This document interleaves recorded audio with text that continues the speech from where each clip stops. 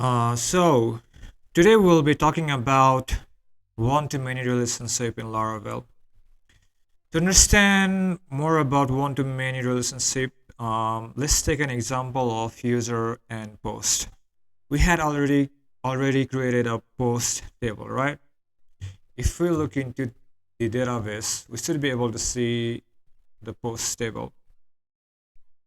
So now a user can have multiple posts, right? For example, a user A can have post P1, P2, whatever, right? So that's basically one-to-many relationship. It's about one entity can have the multiple entities, right? Let's just create some post in our application. Let's just have a form, and that's when submitted, will create the post by the user. To do that, let's just create a model that is post model.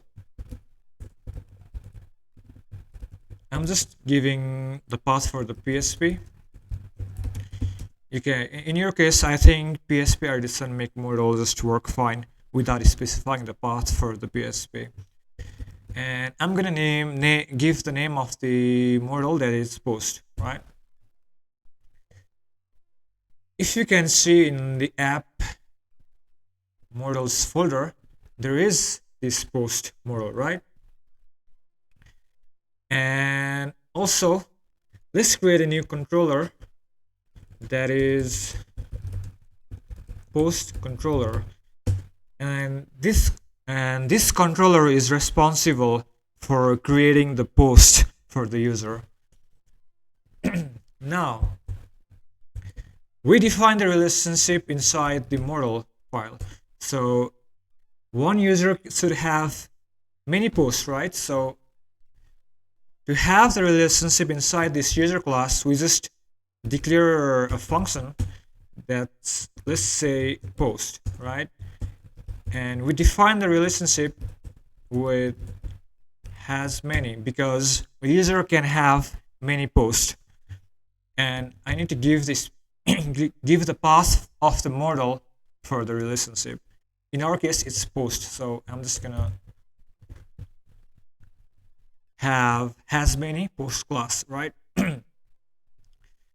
And inside this post, I'm gonna have a function that says user, and oops, this is for our reverse relationship. So for example, if we want to find the user for the post belongs to our user class, right? Now let's just quickly create a form and also route for that form, and we'll just create the post for the user. For example, oops.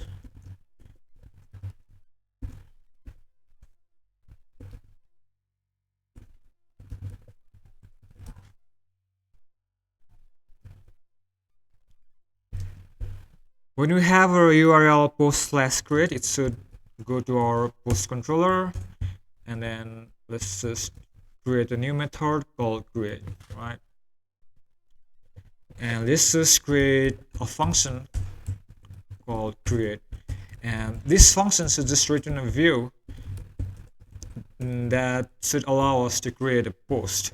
So inside this view I'm gonna have a new directory that's post, and then inside this post I'm gonna have create file. All right, this looks good. And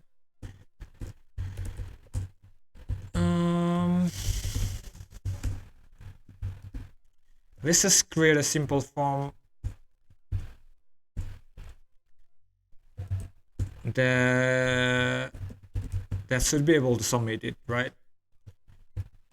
Method should be post, and we're gonna hit the URL actions after the submit button is pressed, and then I'm gonna give the title. Let's just see what's there in the post table. It says title and body, right?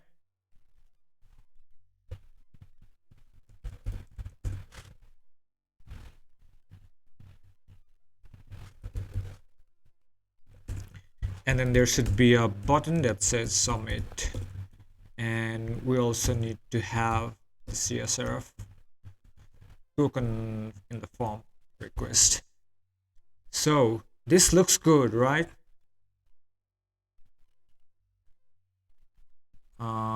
When you have this method, it will just go to our, when we have this path in the URL, it will just go to our create method, and then it will just return this form, right? And once this form is submitted, it will be redirected to actions URL. So post/create. All right, so we have this form, right? Now let's just quickly create a route that handles the submission of the form. Post. Oops.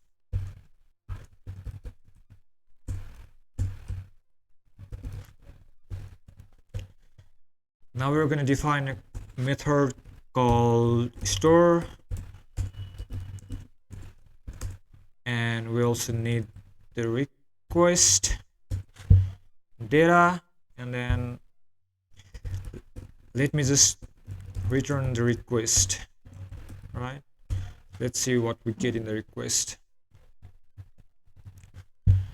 And inside the form, I also need to have a name for it, title and body, right? Let me refresh this page, and my title, my body, right? Let me hit submit. This says actions. Oops. It should be post.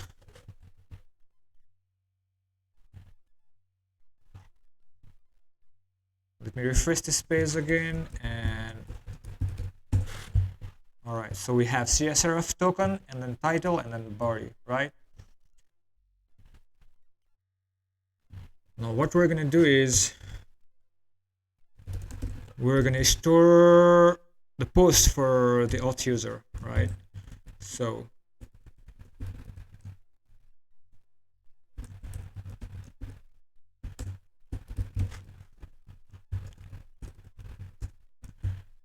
I'm just all right, I may have forgotten the syntax for it, but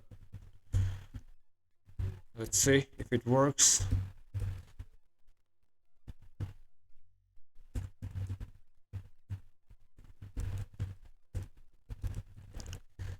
Now what we just did is we just create the post for the auth user, like, because we have a method called post, right? Maybe it's, and then we are creating the post for the auth user. So what it will do is it will just store the post, and inside the user ID, it will just give us the ID for the authenticated user. Let's just try it once, right? Let me just refresh this page. Oh, because I haven't authenticated it yet. So let's just log in first.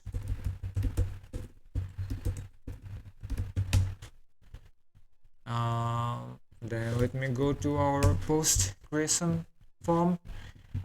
Oopsies. And my title and my body, right? All right. Add title to the fillable properties. Since we are mass storing the post, we also need to have that in our post table, right? So for that, let's just fillable. It's gonna be title and it's gonna be body, right?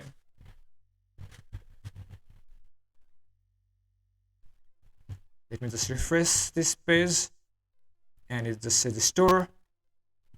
And if I go to our database, it says my title, my body, and the user ID is our authenticated user. If I click on it, it says dude@cml.com, right?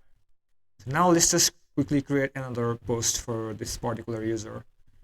My another title and my another body. If I click on submit, it should again store another post for this particular user. So here you can see that user 6 have multiple posts. So that's what one-to-many relationship is. All right, and then just now what we're gonna do is we're just gonna see the post for the different users. So let's just create a route for that.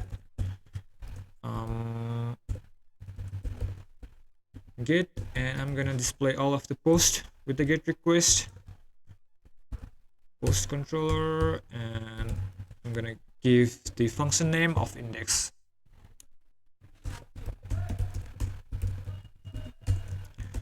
Now what we're gonna do is we're gonna return the post for the authenticated user, right?